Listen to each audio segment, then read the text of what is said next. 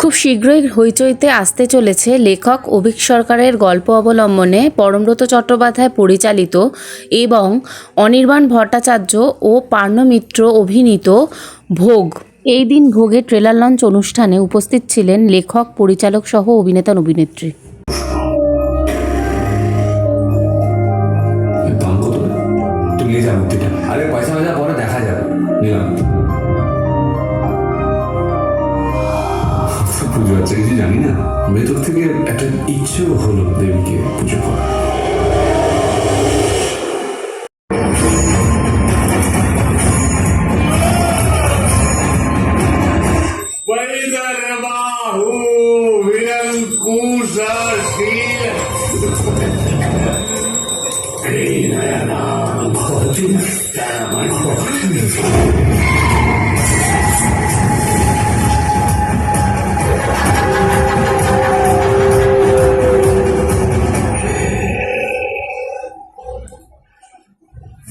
ব্যক্তিগতভাবে একটা দুটো প্রশ্ন করার আছে, আমি করি।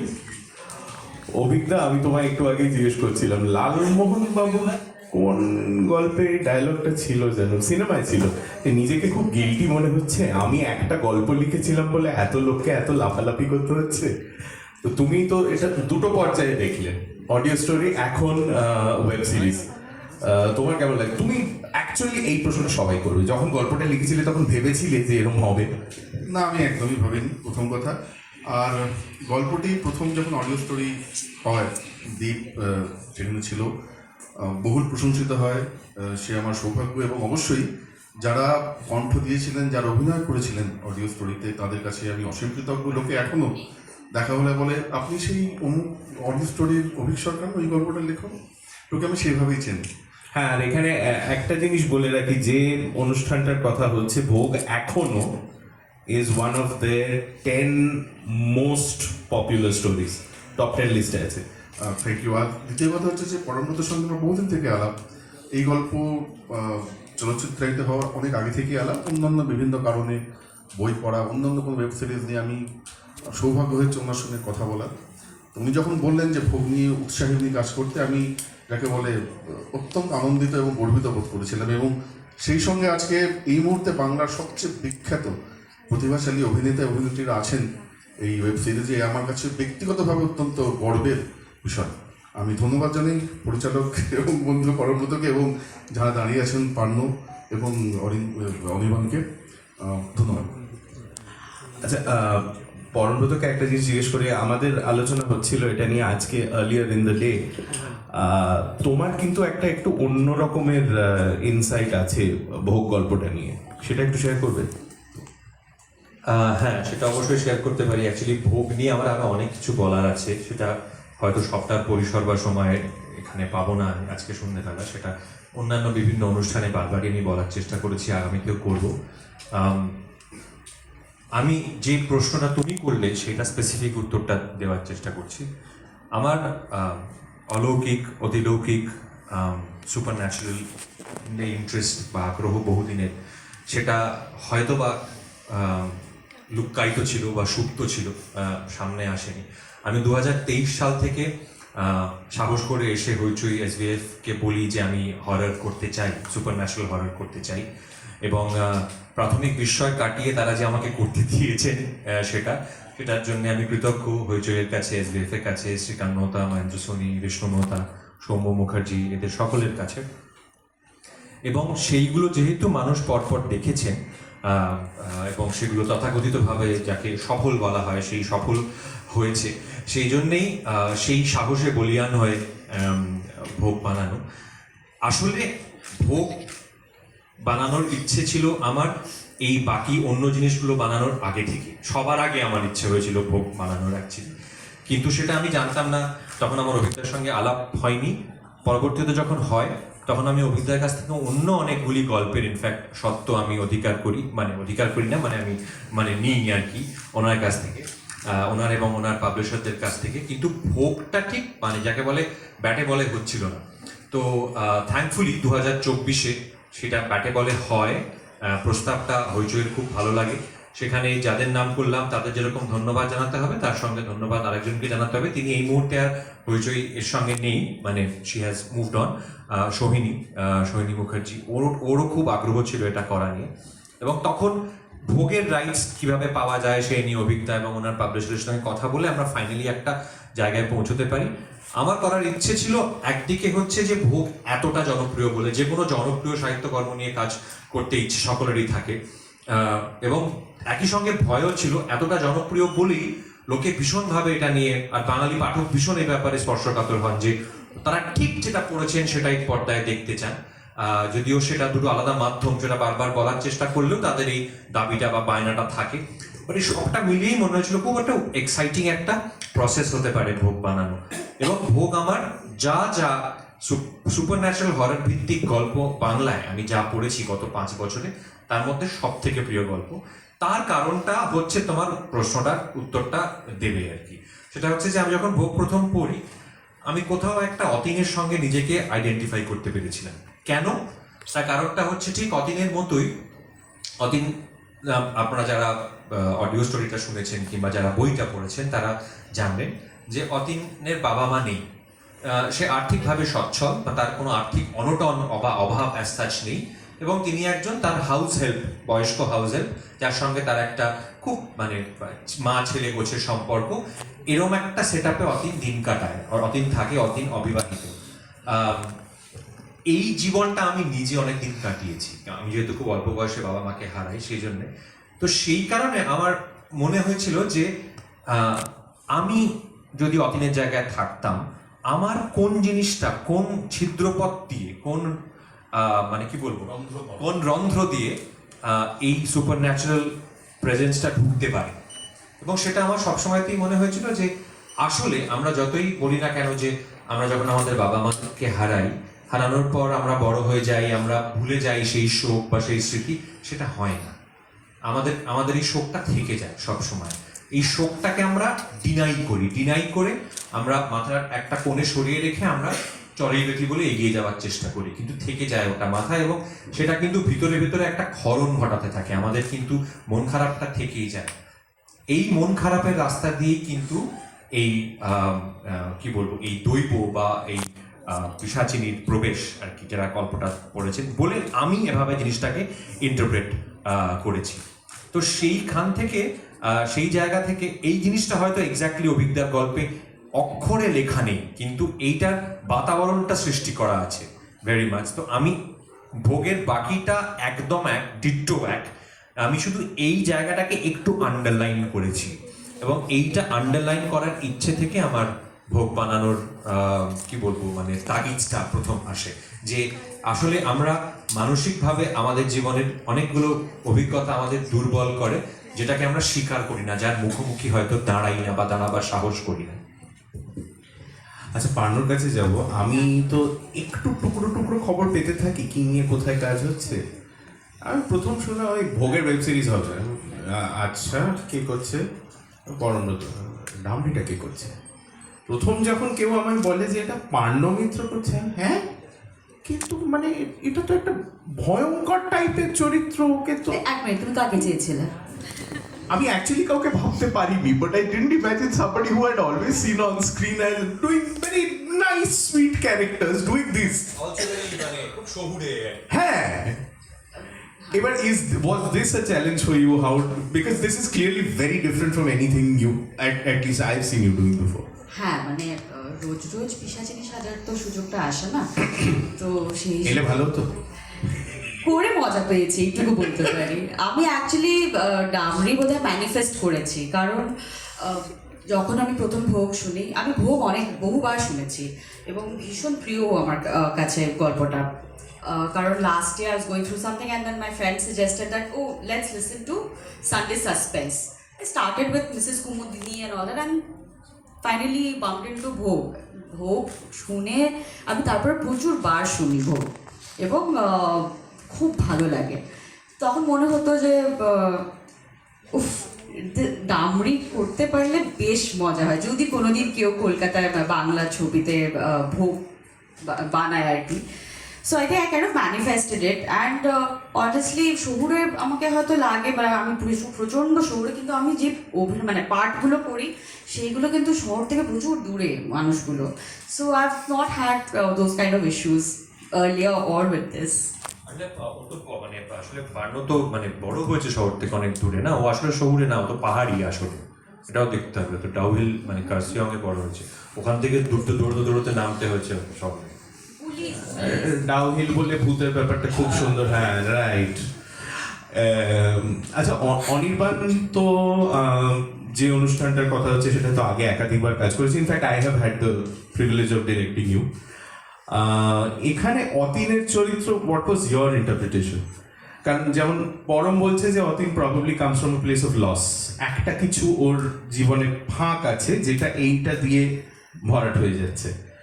তোমার ইন্টারপ্রিটেশনটা কি?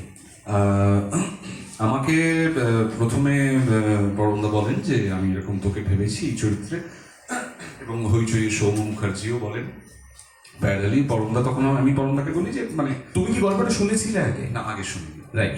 আমাকে বলে যে তুই প্রথম শুনেছিস? কেন? বললাম না, প্রথম কাজ হচ্ছে তুই ওটা শুনে নে, পড়ে নে, শুনে নে যেটাতে তুই কমফোর্টেবল। আমি শুনিনি, যেহেতু আমার নিজের সাসপেন্স শোনার অভ্যেস আছে। গল্পটা আমার শোনা হয়, তাই শুনে ভালো লাগে এবং বুঝতেই পারি কীরকম মানে তার জনপ্রিয়তার যে ওজন। তারপরে আমি একদিন পরমব্রতদার বাড়িতে গিয়ে জিজ্ঞাসা করি যে আমি গল্প শুনে নিয়েছি, আমি চরিত্র জানি, কিন্তু হোয়াট নেক্সট, মানে একদম ভেতরে নাভিস্থলে কি আছে।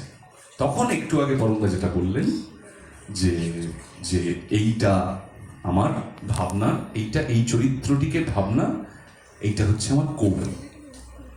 আর প্রথম যে আনন্দটা হলো সেটা হচ্ছে সব পাঠ তো খুব মানে আমি অভিনয়ে শিক্ষা করে এসেছি, এই স্তানিস্লাভস্কি অমুক তুসুক পড়ে এসেছি, সব পাঠ করা খুব ইচ্ছে করে সেগুলোকে প্রয়োগ করতে অভিনয়, কিন্তু সব অভিনয় তো সেটা সম্ভব হয়ে ওঠে না, কিছু চরিত্রের জন্য হয়ে ওঠে না, আবার কখনো কখনো মানে সার্কামস্ট্যান্সিয়াল কারণেও হয়ে ওঠে না। কিন্তু এইটার ক্ষেত্রে যেটা ভালো লাগলো, ঠিক পরমদার যেটা বললেন আর কি, যে পরমদার ক্ষেত্রে অতীনের সত্যটা, অতীনের চরিত্রের বাস্তবটা যতখানি পরমদার বাস্তব, আমার তো একেবারেই নয়, আমার তো মানে পুরোটাই উল্টো আর কি।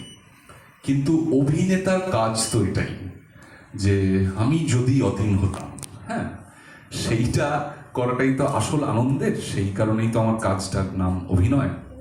সেটা করার ক্ষেত্রে যে এবং আরো কয়েকটা ইনস্ট্যান্স, আরো কয়েকটা উদাহরণ, মানে শুধু একটা কাঁচা পাকা চুল, কাঁচা পাকা দাড়ির মুখ হলে তো হবে না, তার তো একটা চোখের ভাষা এবং চোখের ভাষার ভেতর একটা মন দরকার হবে।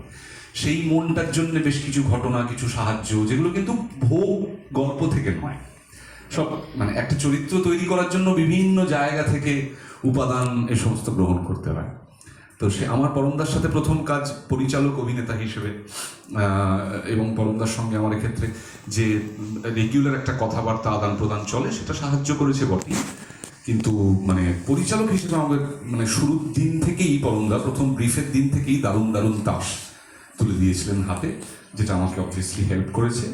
এবং পরমদার শুটিংয়ের সেটটাও মানে খুবই কমফোর্টেবল, মানে কোনো অভিনেতা যদি চায় যে আমি এই প্রসেসটা ওখানে করব, পারসিউ করব, আমি এই ধরনের একটা পরিবেশের মধ্যে নিজের মনটাকে রাখবো, সেটা পরমদার যে ডিরেক্টোরিয়াল ইউনিট, পরমদার যে ডিরেক্টোরিয়াল স্টাইল এবং পরমদার সেটের যে মানে যে কন্ট্রোল বা যে ধরনের কামনেস অ্যাচিভ করতে পারেন পরমদা এবং তার টিম, সেইটা একজন অভিনেতার পক্ষে একদম আইডিয়াল একটা শুটিংয়ের সেট আর কি।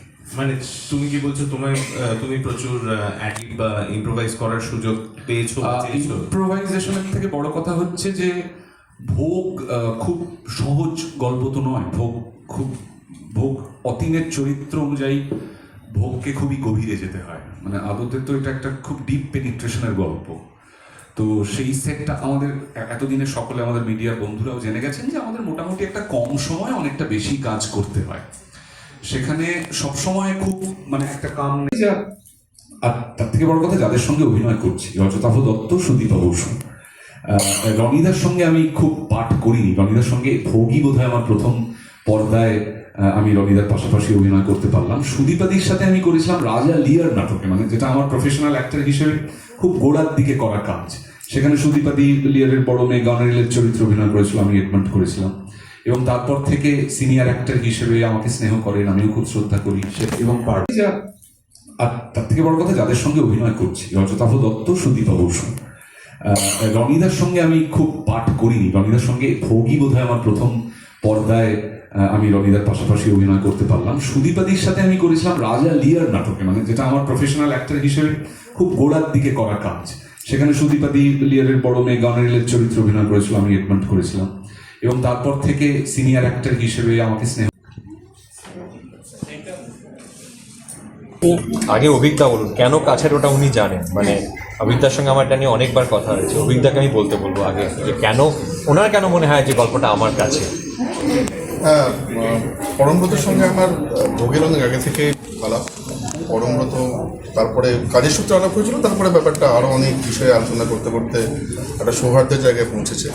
এর আগেও আমি জানি যে উনি পছন্দ করেন বিভিন্ন ধরনের অকাল্ট বিষয় নিয়ে পড়তে পছন্দ করেন, এবং শুধুমাত্র ভয় বা ধর্মীয় বিষয় হিসেবে নয়, সমাজবিদ্যার একজন ছাত্র হিসেবে তিনি ব্যাপারটাকে দেখেন, যেটুকু আমি বুঝেছি। এবং সেটাও আমার নিজের একটা পড়া পছন্দের বিষয়।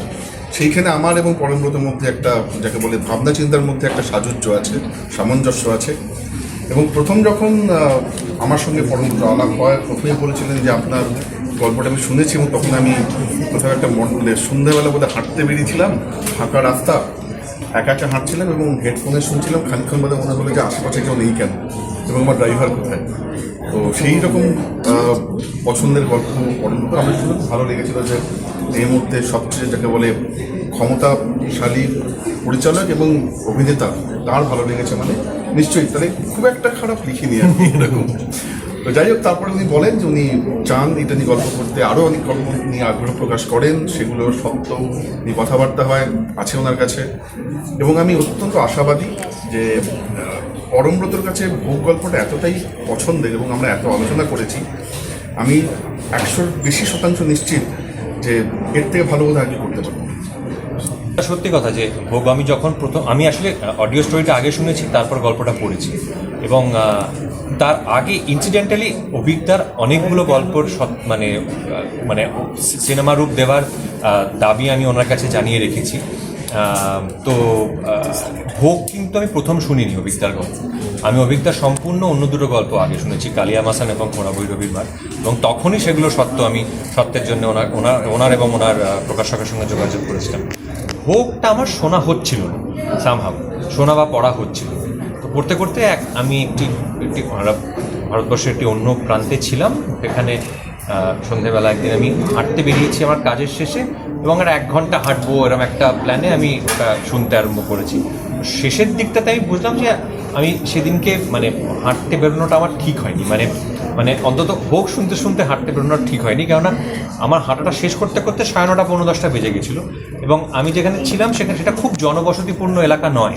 তো তার ফলে আমার মনে হলো যে একটু একটা অটোরিকশা পেলে ভালো হয় আর কি এই মুহূর্তে, আর একটা মানুষের দেখা পেলে ভালো হয়। তো এইগুলো যখন ঘটে তখন আমি বুঝতে পারি যে হ্যাঁ, তার মানে এই গল্পটার মধ্যে দম আছে। মানে এটা না, কেন আমি ছোটোবেলা থেকে এই ভয়টাকে এনজয় করছি, এই ভয়টা থেকে দূরে পালাই। আমি মানে প্রচণ্ড ভালোবাসি ভয় পেতে, মানে পর্দায়। এমনি জীবনে ভয় পেতে খুব একটা কেউই বাসে কিনা আমি জানি না, কিন্তু পর্দায় আমি ভয় পেতে ভীষণ ভালোবাসি। এবং আমি মনে করি যে সেই ভয়টা যদি আমি ভালো না বাসি ভয় পেতে, বা ভয় পেতে আমি যদি না জানি পর্দায় কিছু দেখে বা পাতায় কিছু করে, আমি ভয়টা দেখাতেও পারবো না কিন্তু মানুষকে। আগে ভয়টা পেতে হবে, মানে ভয় পাওয়ার বোধটা যদি আমার থাকে, তবেই সেই বোধটা অন্য মানুষের মধ্যে আমি সেই বোধটাকে ট্যাপ করতে পারবো, আদারওয়াইজ পারবো। বললে 3টের মধ্যে পার্থক্য আছে, শুনেও ভালো লাগলো, কেননা আপামর বাঙালি পাঠক ভাবেন যে কোনো পার্থক্য নেই। হ্যাঁ, লেখকরা অনেক বেশি বোঝেন, তারা ক্লিয়ারলি বলে যে না, একটা গল্প তো আমি লিখেছি, সেটা আমার তো কার একটা পাতা নিয়ে বসে লেখা, সেটাকে আমি তো একটা উদাহরণ দিচ্ছি। ধরো অভিজ্ঞতা লিখলেন কোথাও একটা, হ্যাঁ, যে এরপর এক্স ক্যারেক্টার পরের পর খুন করতে লাগবে, ঠিক আছে, ওইটা লিখতে লাগবে ওনার একটা পাতায় 3টে লাইন। হ্যাঁ, এটা চিত্রায়িত করতে আমার লাগবে অন্তত 3টে দিন এবং অন্তত 3 শিফট করে শুট হ্যাঁ, এবং অন্তত প্রতিদিন 60 জন করে লোক ইউনিটে, ঠিক আছে? তো বুঝতেই পারছো মাধ্যম দুটো আলাদা। কিন্তু এটা আনফর্চুনেটলি বা ফর্চুনেটলি বাঙালি পাঠক অনেক সময় বুঝতে অসুবিধা হয়, তাদের মনে হয় যে এক্স্যাক্টলি যেটা পড়েছি আমি সেটাই দেখতে চাই। তাতে তাদের কোথায় মাধ্যমটা আলাদা, কেন এটা আলাদা করতে হয়েছে, এটা অনেক সময় বুঝিয়ে বলা যায় না। এটা নিয়ে আমি জাজ করছি না, এটা নিয়ে দোষও দিচ্ছি না। অন্তত এটা ভালো লাগে দেখে যে বাঙালিরা এখনও বই পড়েন বা গল্প শুনতে ভালোবাসেন, সেটাই বা কম। কিন্তু হ্যাঁ, মাধ্যম বিশেষে আলাদা হয়, মাধ্যম বিশেষে গল্পের চলন আলাদা হয়, সেই গল্পের চলনটাকে সাজাতে হয় আমার মাধ্যম অনুযায়ী। এক্ষেত্রে ভোগের ক্ষেত্রে একটা সুবিধা ছিল যে আমায় খুব কম কাজ করতে হতো জিনিসটা, কেন ভোগ জিনিসটা তৈরি করা অনেকটা ওরকমভাবে যে খাই। অভিজ্ঞতার এরকম অন্য অনেক গল্প আছে যেগুলোতে কিন্তু আমি যখন কাজ করছি, লেখালেখি যখন করছি ওগুলোকে ভিত্তি করে, তখন কিন্তু সেটাতে আমাকে আরেকটু সিনেম্যাটিক স্ট্রাকচারে ফেলতে হচ্ছে। কিন্তু ভোগ নিয়ে আমায় সেই তুলনায় অনেক কম কাজ করতে হয়েছে, স্ট্রাকচারালি অনেক কম কাজ করতে হয়েছে, যে কারণে ভোগ অরিজিনাল গল্পটা মানে একদম এক বলা যেতে পারে, মানে 95% এক। না, আমি যে সাহিত্য নির্ভর অনেক ছবি নিজে পরিচালনা করেছি এমনটা তো নয়। আমি শুধু ওই অলৌকিক স্পেসটাতেই শুধু সাহিত্য নির্ভর কাজ করেছি। তো আগামীতে কখনো সাহিত্য নির্ভর কাজ করতে হলে যদি খুব জনপ্রিয় সাহিত্য হয়, সেটা কিন্তু সাবধান থাকবে ওটা নিয়ে। তো স্পর্শকাতর বিষয় জিনিসগুলো, তো সেটা আগামীতে দেখা যাবে, সেটা অন্য কোনো জনরায় সেটা করতে চাইবো কিনা। আপাতত আমি সাহিত্য নির্ভর কাজ করতে হলে আমি চেষ্টা করছি যতটা সম্ভব মানে অলৌকিক সাহিত্য নির্ভর করা। আমি একটু আগে বললাম যে আমি অনির্বাণের কারণটা হচ্ছে যে অনির্বাণ আমার অতীনের জন্য একজন, মানে দেখুন অভিনেতা তো অনেকে আছে, সবাই খুব ভালো, কেউ একটু কম ভালো, কেউ একটু বেশি ভালো। আমার একজন পারফর্মার দরকার ছিল, যে নিজেকে মানে ফিজিক্যালি ট্রান্সফর্ম করতে, ফিজিক্যালি যে পরিবর্তন করতে পারে, এবং সেটা শুরু থেকেই একটা অন্য চুল দাড়ি করে ওরকম পরিবর্তন না, ওরকম পরিবর্তন তো বাহ্যিক পরিবর্তন, যার একটা মানসিক একটা মানে ভিতর থেকে যার একটা পরিবর্তন হয়, এবং সেই পরিবর্তনটাকে যে তার শরীরের মধ্যে দিয়ে পর্দায় ফুটিয়ে তুলতে পারে। তো অনির্বাণ আমার বিশ্বাস অনির্বাণ এই আমাদের পরবর্তী প্রজন্মের বা এই সময়ের মানে সব থেকে কমপ্লিট অভিনেতা বলে আমার মনে হয়। তো সেই কারণে আমি যবে থেকে ভোগ বানাবো ঠিক করেছি, তবে থেকে আমি অনির্বাণ ছাড়া আর খুব একটা নড়িনি। এবং সেটা কেন, সেটা বোধহয় আপনার ট্রেলারটা দেখে বুঝতে পেরেছেন আর কি, যে মানে সেটা যখন সিরিজটাও দেখবেন না, যখন ওর চেঞ্জটা যখন দেখতে পাবেন, তখন বুঝতে পারবেন যে কেন অনির্বাণকে দরকার ছিল। এবার পার্নোর কথা বলি। পার্নোকে এক্স্যাক্টলি, পার্নোরটা যাকে বলা যায়, ইংরেজিতে একটা কথা আছে অ্যান্টি কাস্টিং, প্রো কাস্টিং একটা হয়, সেটা হচ্ছে যে আমাকে আমার মতো দেখতে,